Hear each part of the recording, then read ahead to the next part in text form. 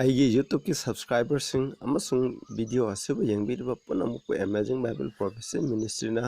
ꯊꯥꯡꯖ ꯈꯨꯗꯤꯡꯒꯤ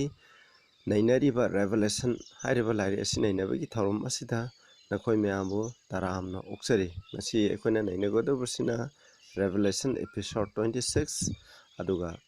ꯑꯩꯈꯣꯏꯅ ꯔꯦꯚꯦꯂꯦꯁꯟ 12ꯀꯤ ꯄꯥꯔꯠ 2 ꯑꯔꯣꯏꯕ ꯁꯔꯨꯛ ꯑꯗꯨꯅꯤ꯫ ꯑꯩꯈꯣꯏꯅ ꯃꯃꯥꯡꯗꯁꯨ ꯈꯔ ꯅꯩꯅꯈ꯭ꯔꯦ ꯃꯁꯤꯒꯤ ꯔꯦꯚꯦꯂꯦꯁꯟ 12ꯀꯤ ꯅꯩꯅꯕ ꯑꯁꯤ ꯀꯌꯥꯝ ꯃꯔꯨ ꯑꯣꯏ ꯍꯥꯏꯕꯁꯦ꯫ ꯑꯗꯨꯅ 12 ꯑꯁꯤꯒꯤ ꯃꯈꯥ ꯂꯦꯝꯍꯧꯔꯤꯕ ꯆꯦꯞꯇꯔꯁꯤꯡ ꯑꯁꯤ 12 ꯑꯁꯤꯒꯤ ꯑꯦꯛꯁꯄ꯭ꯂꯦꯅꯦꯁꯟ ꯃꯁꯤꯗ ꯑꯦꯛꯁꯄꯥꯟ ꯇꯧꯔꯒ ꯅꯩꯅꯕ ꯉꯥꯛꯇꯅꯤ ꯍꯥꯏꯕꯁꯦ ꯑꯩꯈꯣꯏꯅ ꯀꯥꯎꯒꯨꯝꯁꯤ꯫ ꯑꯍꯥꯟꯕꯗ ꯑꯩꯈꯣꯏ ꯏꯁꯣꯔꯗ ꯄ꯭ꯔꯊꯅꯥ ꯇꯧꯃꯤꯟꯅꯁꯤ꯫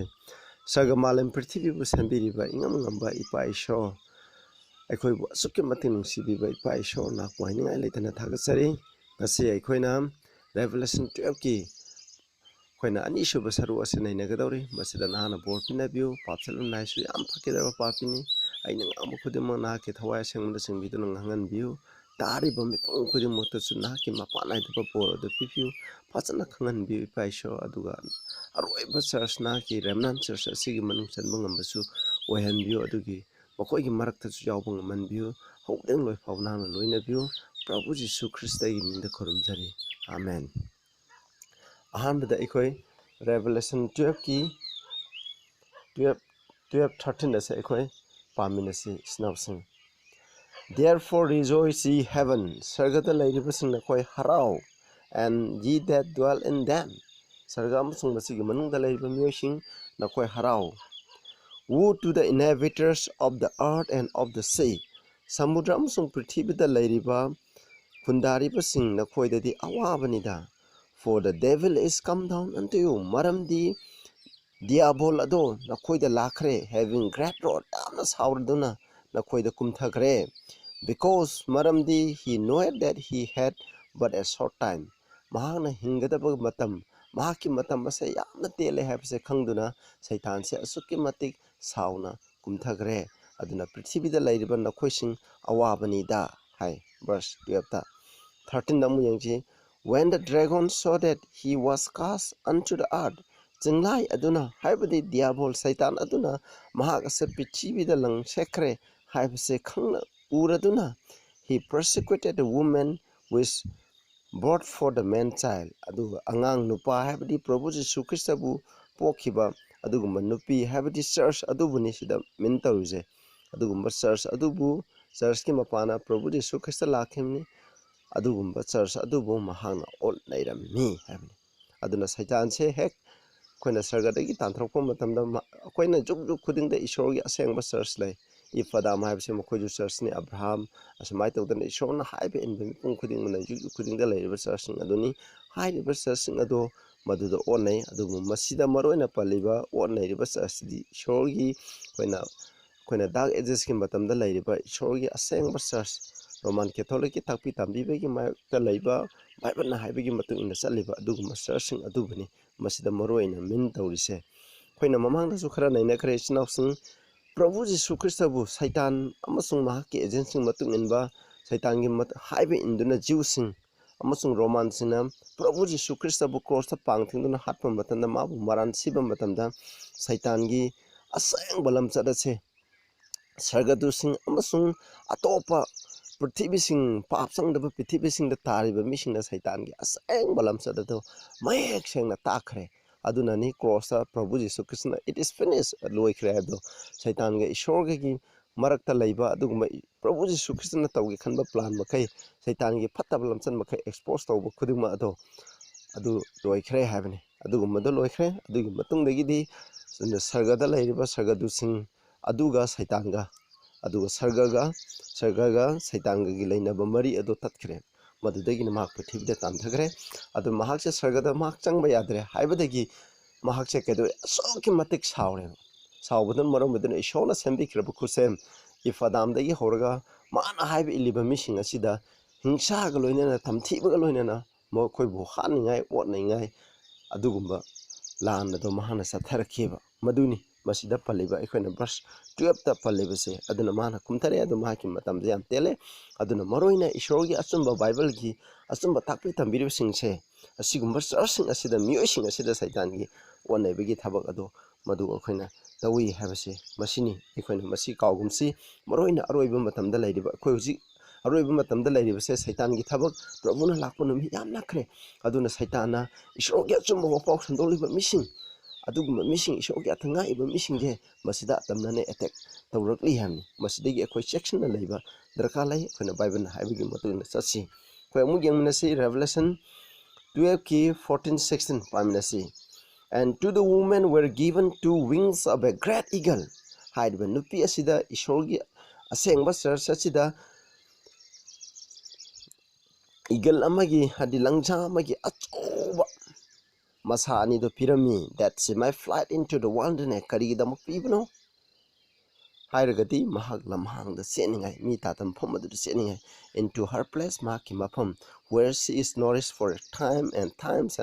and half time haidiba mahakpu sahi matam etam habse sahi amani ko sahi ohum makai mahakpu ishona thakpi gadaba yopi gadaba from the face of the serpent len haidi satan gi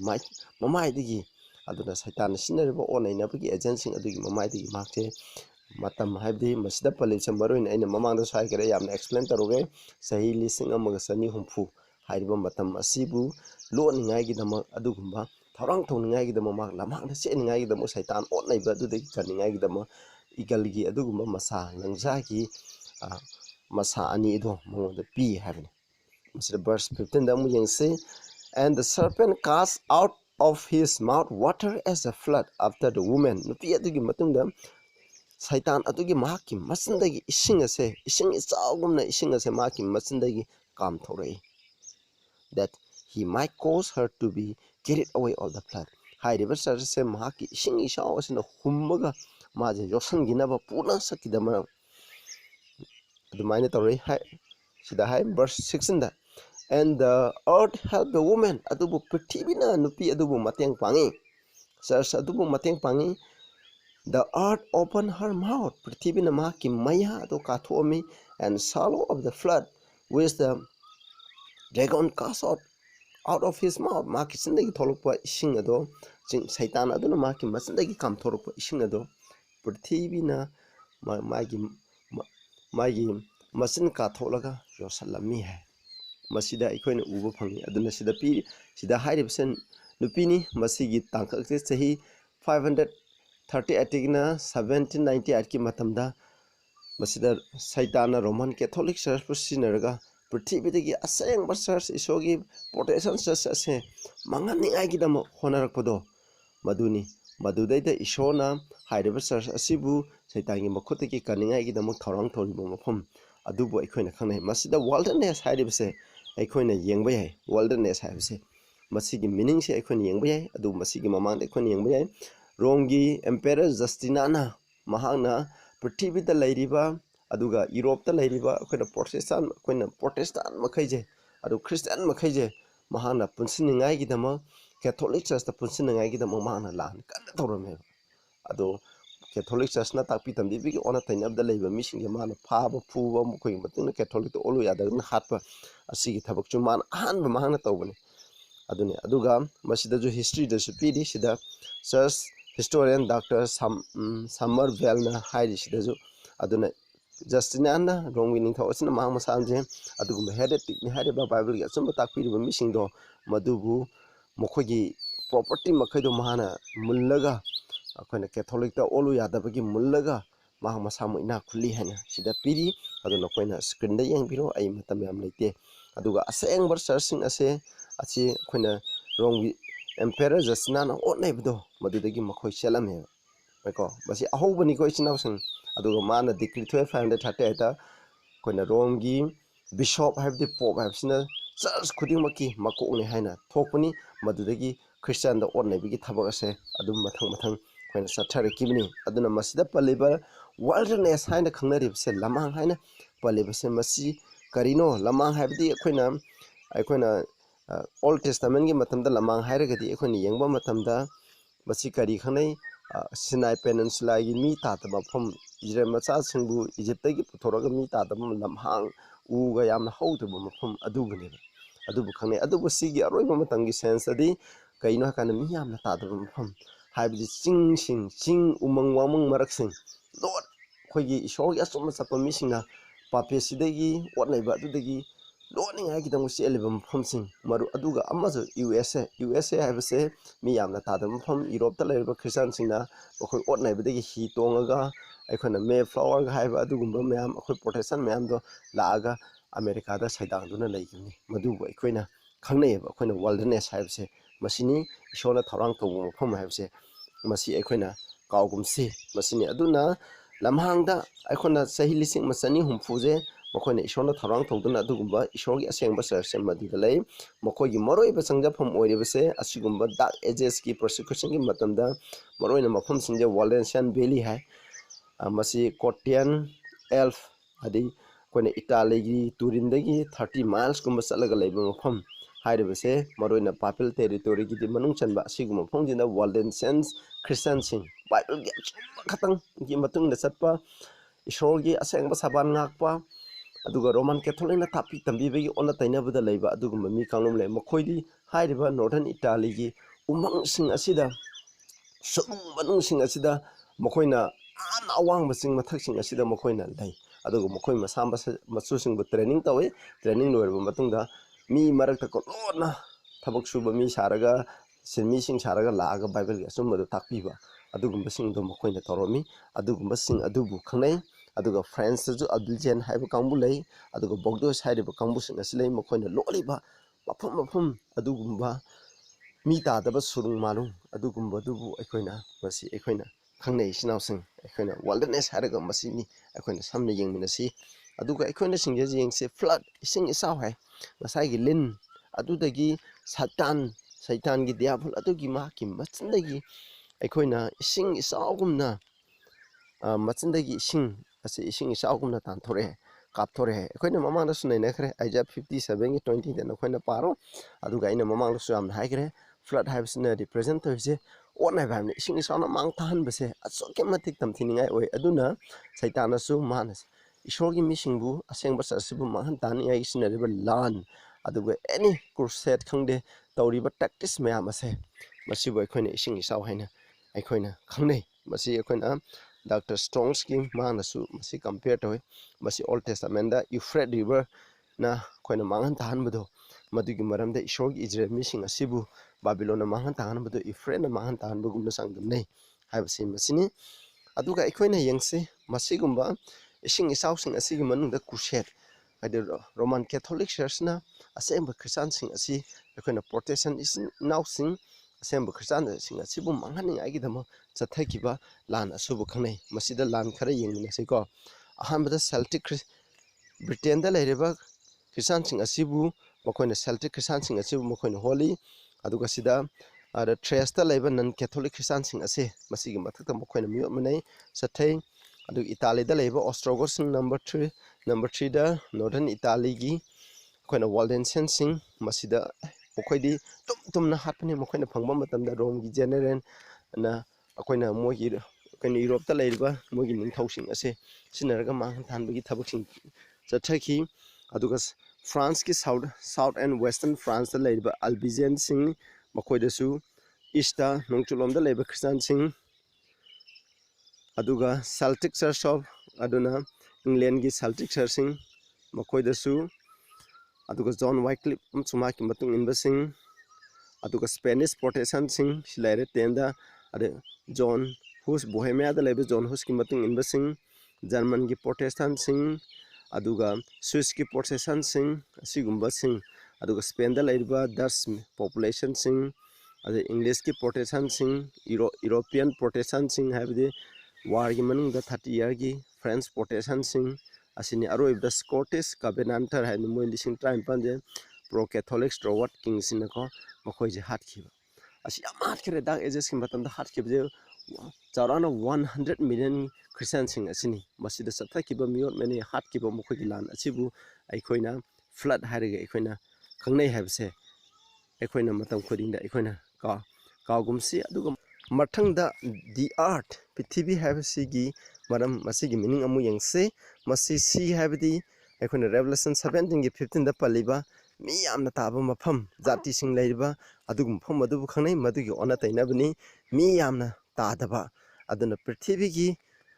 area amabu akhona art haina khanai masida min tawrije ishorgi church sing ase asibu dark ages ki matamda kana sahi lising masani humpugi matamda papel power amasung magi influence na onai reba adudagi changja pham lawriba ishona thawrang thoriba mafam prithvi gi toan toan pham sing asibu akhona khanai hairiba Christian sing asina aina saida jai kare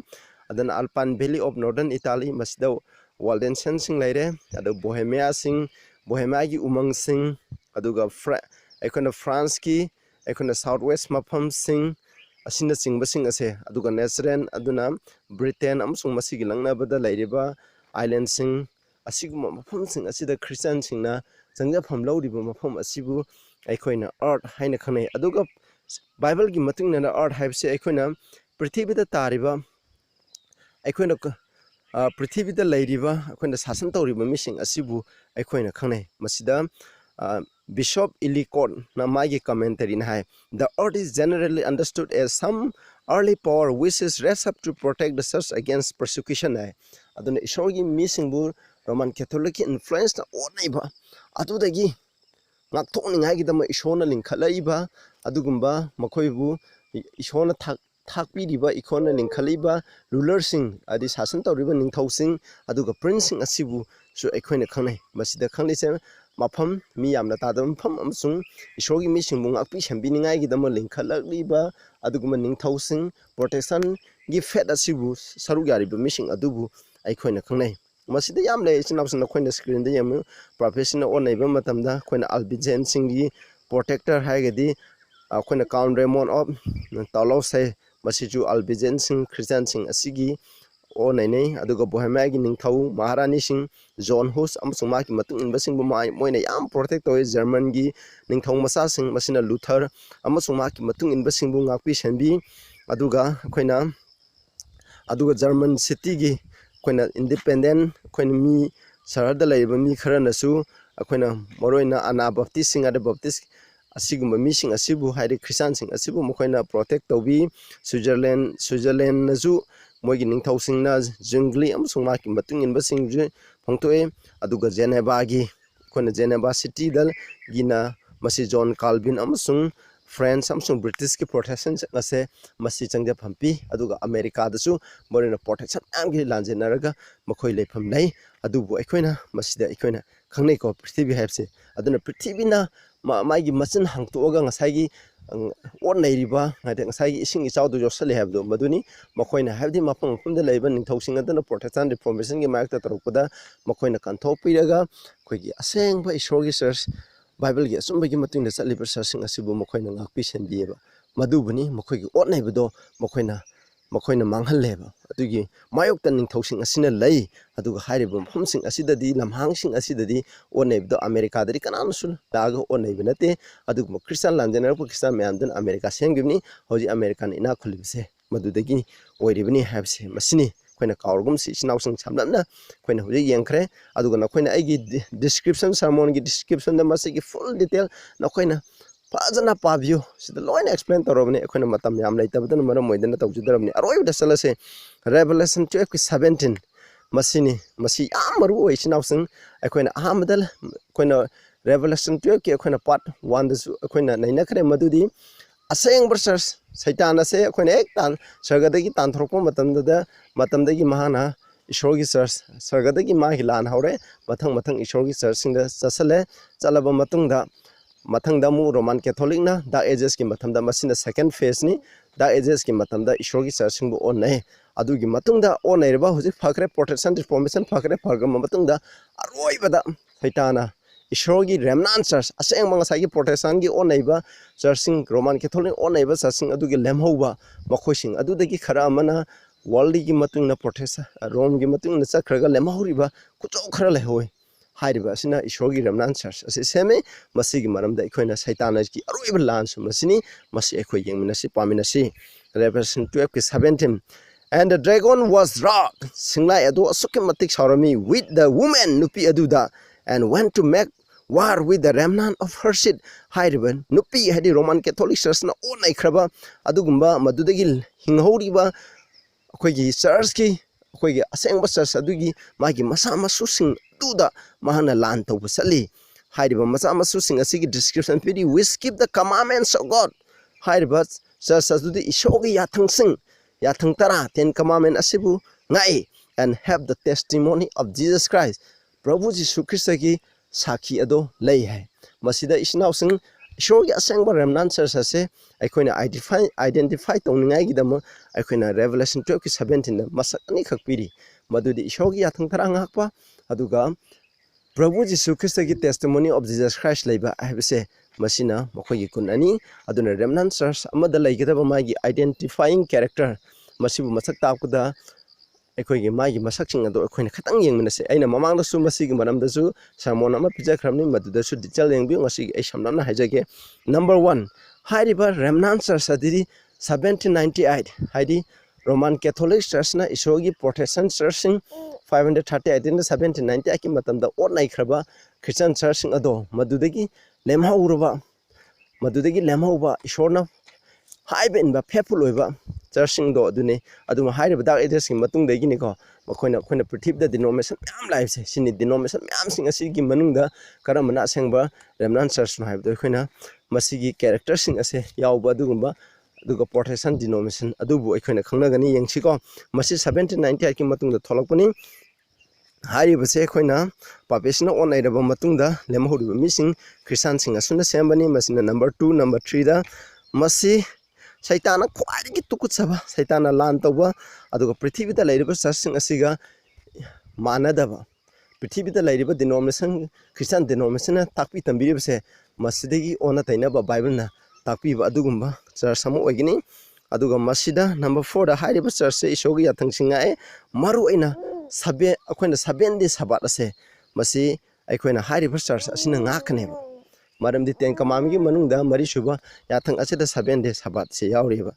masini aduga mari shubda maki takpi tambiba maki thajaba khudeng masa Bible degi rakthokpa Bible asina maki aroiba thajaba amsung takpi tambibani habse masina maki aroiba oigneba number 5 ta Prabhu Jisu Christ ki saki lei hai it has the testimony of Jesus Christ hai Prabhu Jisu Christ ki saki leiba aduna Prabhu Jisu Christ ki saki habse karino aikoine se Revelation 19 gi 10 gi matung nadi masina khoi phadana pabiro ai pararoge masidai the testimony of Jesus Christ is the spirit of prophecy hai Prabhu Jisu Christ gi testimony leiba hai se spirit of prophecy ni hai aduna spirit of prophecy je karino hai se aikoine yengse masi aikoine hoje pakhraba Revelation akoina 19 gi 10 ga Revelation 22 gi 9 ga akoina compare tawraga akhoi yengsiko yengminasi nakoi text ani je phajana pabiro aina comparison da yengbiro masi 19 gi 10 da jo hai see that you do not do that madu tawgunu ko I am your fellow servant of your brethren hai adun nakoi gi nachinaw singi matung inba dugumba minai amani aise which have the testimony of Jesus aduna Prabhu Jisu Christ gi saki lai ko worship God shobu khramai which is the spirit of prophecy havni masi laire aina samnamna yengmani 22 da mu yengbio see that ye do not do that madu na khoina tawgunu hai ko I am your fellow servant of your brethren the prophet hai aduna khoina chinausung maichoksing aduni worship God hai aduna masida aduna brethren karamba testimony of Jesus Christ laiba haibadi masi kaino hakana spirit masi spirit of prophecy habse kaino maichau haibneba nakoi munne yengbi ko isnausa ai khara matam je kaino tongna bai thuna ngai masigi da nakoi warau biroi ani je text ani je fazna compare to biro masida yengdena ba matanda of the brethren kaino who have the testimony of Jesus hai of the brethren the prophet hai aduna testimony of Jesus leiba isnausing haibaga masida leiduse maichau haina khangnare aduna testimony of Jesus Christ haibni maroina maichau prophet haibni masi aroiba sarsa sigi prophet laigini asengba prophet aduga testimony of Jesus haibje khoina Bible gi matung nadi kari ge sangdamna hem the Old Testament ni matamda ju ishor dagi phangba maichau sina phangiba afabo pau adubu khoina message haina khanaiba ishona matam gi oina maichau sin de piriba pau se ꯏꯁꯣꯔꯗꯒꯤ ꯐꯪꯉꯤꯕꯁꯦ ꯃꯁꯤꯕꯨ ꯇꯦꯁꯇꯤꯃꯣꯅꯤ of Jesus ꯍꯥꯏꯅ ꯈꯪꯅꯩꯌꯦꯕ ꯅꯈꯣꯏꯅ ꯍꯥꯏꯔꯤꯕ tax ꯅꯦꯍꯦꯃꯤꯌꯥ 9:14 ꯁꯤꯗ ꯑꯩ ꯁ꯭ꯀ꯭ꯔꯤꯟꯗ ꯌꯦꯡꯕꯤꯔꯣ ꯑꯗꯨꯒ ꯅꯦꯍꯦꯃꯤꯌꯥ 9:34 ꯗꯤꯇꯔꯣꯅꯣꯃꯤ 30-46 ꯑꯗꯨ second king 17-15ꯗ ꯌꯦꯡꯉꯣꯕ ꯑꯗꯨꯅ ꯏꯁꯣꯔꯅ ꯄꯤꯔꯤꯕ ꯃꯥꯒꯤ ꯇꯦꯁꯇꯤꯃꯣꯅꯤꯁꯤꯒꯤ ꯑꯗꯨꯒꯤ ꯃꯇꯨꯡꯗ ꯃꯈꯣꯏꯅ ꯆꯠꯂꯝꯗꯦꯒ ꯍꯥꯏ ꯑꯗꯨꯅ ꯍꯥꯏꯔꯤꯕꯁꯦ ꯍꯥꯏꯕꯗꯤ ꯏꯁꯣꯔꯅ ꯃꯈꯣꯏꯗ ꯄꯤꯔꯤꯕ ꯏꯁꯣꯔꯒꯤ ꯃꯤꯁꯤꯡ ꯑꯩꯈꯣꯏꯅ ꯕꯦꯛꯁ꯭ꯂꯥꯏꯗꯟ ꯑꯣꯏꯕ ꯃꯤꯁꯤꯡ ꯑꯗꯨꯒ ꯏꯁꯣꯔꯗꯒꯤ ꯑꯆꯨꯝꯕ ꯂꯩꯊꯣꯛꯈ꯭ꯔꯕ ꯃꯤꯁꯤꯡ ꯑꯗꯨꯗ ꯃꯈꯣꯏꯕꯨ ꯑꯆꯨꯝꯕ ꯆꯔꯆꯇ ꯆꯠꯅꯤꯡꯉꯥꯏꯒꯤꯗꯃꯛ ꯑꯆꯨꯝꯕ ꯂꯝꯕꯤꯗ ꯆꯠꯅꯤꯡꯉꯥꯏꯒꯤꯗꯃꯛ ꯃꯈꯣꯏꯗ ꯏꯁꯣꯔꯅ ꯄꯤꯔꯛꯏꯕ ꯐꯪꯉꯤꯕ ꯃꯦꯁꯦꯖ ꯑꯁꯤꯕꯨ ꯇꯦꯁꯇꯤꯃꯣꯅꯤ ꯑꯣꯐ ꯖꯤꯖꯁ ꯍꯥꯏꯅ ꯈꯪꯅꯩꯕ ꯑꯥꯏꯖꯥꯌꯥ 8:20ꯗꯁꯨ to the law and testimony if they speak not according to this word it is because there is no light them 하니 aduna maichaushina ngangse ishorgi wain jathang amasung ishorna haibikhraba lairik asigi matungna pigraba testimony asigi matungna ngangdaragadi makhoida achumba amata leitabani haibase aikhoina kaugumsi ko aduga masini sidaida aikhoina modern book of revelation da testimony habse aikhoina john ꯑꯩꯈꯣꯏꯅ ꯖꯣꯟꯅ ꯏꯁꯣꯔꯗꯒꯤ ꯐꯪꯉꯤꯕ message ꯑꯗꯨꯕꯨ ꯑꯩꯈꯣꯏꯅ ꯈꯪꯅꯩꯑꯕ ꯑꯗꯨꯅ ꯑꯔꯣꯏꯕ ꯃꯇꯝꯗꯁꯨ ꯏꯁꯣꯔꯒꯤ ꯃꯥꯏꯆꯧ ꯑꯃ ꯂꯩꯒꯅꯤ ꯍꯥꯏꯔꯤꯕ ꯃꯍꯥꯛꯀꯤ ꯃꯦꯁꯦꯖ ꯑꯁꯦ ꯕꯥꯏꯕꯜꯒꯤ ꯃꯇꯨꯡ ꯏꯟꯕ ꯑꯗꯨꯒ ꯏꯁꯣꯔꯗꯒꯤ ꯄꯤꯕ ꯃꯔꯨꯑꯣꯏꯅ ꯑꯔꯣꯏꯕꯒꯤ ꯂꯥꯁꯇꯒꯤ ꯃꯤꯁꯤꯡ ꯑꯁꯦ ꯁꯩꯇꯥꯟꯅ ꯑꯣꯠꯅꯩꯕꯁꯦ ꯃꯁꯤꯗꯒꯤ ꯊꯧꯔꯥꯡ ꯇꯧꯅꯤꯡꯉꯥꯏꯒꯤꯗꯃꯛ ꯁꯦꯝ ꯁꯥꯅꯤꯡꯉꯥꯏꯒꯤꯗꯃꯛ ꯑꯗꯨꯒꯨꯝꯕ ꯈꯨꯗꯣꯜ ꯂꯩꯕ ꯑꯗꯨꯒꯨꯝꯕ ꯃꯥꯏꯆꯧ ꯑꯃ ꯂꯩꯒꯅꯤ ꯍꯥꯏꯕꯅꯤ ꯃꯥꯒꯤ ꯃꯦꯁꯦꯖꯁꯦ ꯏꯁꯣꯔꯗꯒꯤ ꯑꯣꯏꯕ ꯕꯥꯏꯕꯜꯒꯤ ꯃꯇꯨꯡ ꯏꯟꯅ ꯍꯥꯏꯕ ꯏꯟꯕ ꯑꯗꯨꯒꯨꯝꯕ ꯃꯥꯏꯆꯧ ꯑꯃ ꯂꯩꯒꯅꯤ ꯍꯥꯏꯕꯁꯦ ꯑꯩꯈꯣꯏꯅ ꯀꯥꯎꯒꯨꯝꯁꯤ Revelation 20:16 I Jesus have sent my angel to testify to you this thing in the churches for I testify to everyone who hears the words of the prophecy of this book aduna hairiba prophecy masigi lairina hairiba singse masibu taba mising aduda aina masi sakhi piribani hai aduna masida hairibse kaugumsi aduga mana sakhi piribadi Revelation 22:20 da ai thuna lakani haibne behold I am come quickly haibse masine aduga akoina mathangda akoina mu yengsi aduga testimony habse akoina revelation hariba lariksda ai time sinere hariba se karigi mari ishona magi maichau singda piba phongdok pibado madugi maramda ibni aduna aroiba matamda ishorgi remnan church asidasu ishona aroiba matamda akoina saitana akoina amuk papesina ma pangal phangakini isnaw singko maki pangal hujik daily won shiraga lairibni ma mapung phana hengri prithibida lairib sakti kudingmana Roman Catholic ta sakti pirakani adugi matung salakani hairiba matam asida ishogi aroiba church khoina remnan church de onerakani hairiba matam asida tharang tongningai gidama ishona piba khoina kari tawgani haibase masigi messaging phangba adugu maichau ama khoina leigini habni number 6 da khoi yingse masina Prabhu Jisuna ani suba lakuse masigi maramda ishorgi wapa sandokadaba adugumba church amani moruina Revelation 18:1-4 come out of her my people has Babylon dagi thola o havni Babylon havna represent je akoina Roman Catholic Church masibu khangnai aduga prithibida lairiba atopa religion sing confuse oirba chamamnarba religion sing asidagi mi mayam aroibigi oina message kauthogani John 10:16 da havni aduna othership I have which are not of this fall ishorgi asengba church asi nataba atopa yauksangsingda aigi yaukya marum lei makoina aigi khonjen taraga lakani hamni madugi message atopa singda Hindu da lairiba aduga atopa khoina atopa dharma gi misingda lairiba aikoina Roman Catholic ki faith isinaw singda lairiba atoka denomination sing Bible gi matung na sat lana sakraba Bible na thakpi bigim ona tena sakraba denomination gi isinaw sing lairiba punamakche masida aroibagi message atu pigane masigi church ase isinausang adugumba hairiba characteristic taruk leiba adugumba church adubu akhona ramnan church haina akhona habi aduri akhona yengba yai oji prithvi gi akhona Protestant Roman Catholic te thorokba denomination Protestant denomination sing asigi manungda ishogi yathanga ko moroina sabende saban ngakwa makhoi gi takpi tambiba khudima Bible degi oiba second coming gi maramda leiba aduga maicha oma leiba masidagi ishordagi message phangba hariba message sing adu Bible gi matung na piba adugumba maichau leiba 1798 ki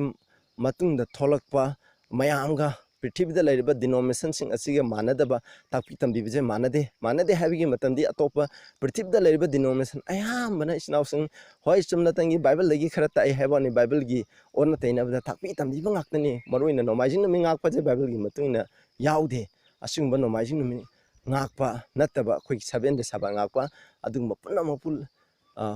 gun punamuk pu leiriba church adu karino habse ekhone yengme aroibida khoi khangminasi adu ayam hoji protest denomination church sing na de 10 commandment gi mayok ta loina lai khoi prabhu jisu krista ngonda thajare de isho ya thanga ko darkar leite habni hoi aina haijaning mudi prabhu jisu krista da thajaraga ya thanga ko darkar leite re prabhu jisu krista ngonda thajare de ai huji mi hatpa yabra mi gi nupi ga tumin na ba yabra ima ipa on nei ba yabra aduga masin thibu oidaba ngang ba yabra atopa lai khuramba yabra krishna khuramba yabra buddha khuramba yabra atopa lai sing asi khuramba yabra ba loina yade sinaw sing masina habdi ekhoi nungsiba lairagadi ishogi yathang sing ngakani prabhu jisu krista dum nungsiba thajaba asina ishogi yathang sing asing ngahan bani ishona piriba thaujani mapana ishogi yathang sing ngahan bani habse yadaba grace haraga grace habsina ekhoina ishona ekhoina haibe ingdawdo adudagi release tawba ishona loina kanbi khare ekhoi chumnagi mingta thajau haiba kangbu umlai masinati sinaw sing aduna haiba point khudima pu lairiba church amakhanglai madudi 7 day adventist church ne masiniko masiju hariba 7 day adventist church asiju loina shona kambi gadam nate hariba 7 day adventist church asidagi su ayamba majority oiba ayamba sing asiju makhoi backsliden oigani tayung panbigi matungina loina satkigani masidagi haibe inba mi khara lemogani aduga atopa denomination roman catholic church aduga atopa protestant denomination sing hindu aduga muslim aduga buddhist atopa prithivida lairiba religions mayam masdagi aroibigi wapa odo taraga chumbudo tarakanda laakani laaga khigi 7 de saban ngakpa bible gi matungina haidiba lemhoriba remnan khaitang asiga 7 de adventist lemhoriba khara asiga punna saminagani haidiba sina asangba remnan church ni makhoi asini ishona kanbigadabado adugumba mising adugi manungdagi khoi yawno honasi ai isama 7 de adventist oiragasu khoigi pastor sina bible gi matungina takpidaba taragadi ekhoina chatloi aduna ekhoi shon haiba bible gi matungina ekhoina haiba gi matungina chalagadi ekhoibu kanbigani प्रार्थना थौसे सगदले बि poem थागजरे एखोइना ना के अरोइबा रेमनान church की मरमदा revelation 12 की अरोइबा सरुक लोइनखरे मसिदा ता मसि नैनबा असिदा यावख्रबा खुदिम ताबिरिबा खुदिं तसना ना मपान हाइदबा bore अदु पिनाबियो प्रभु जिसु गी मुंदा खुरमजारि आमेन।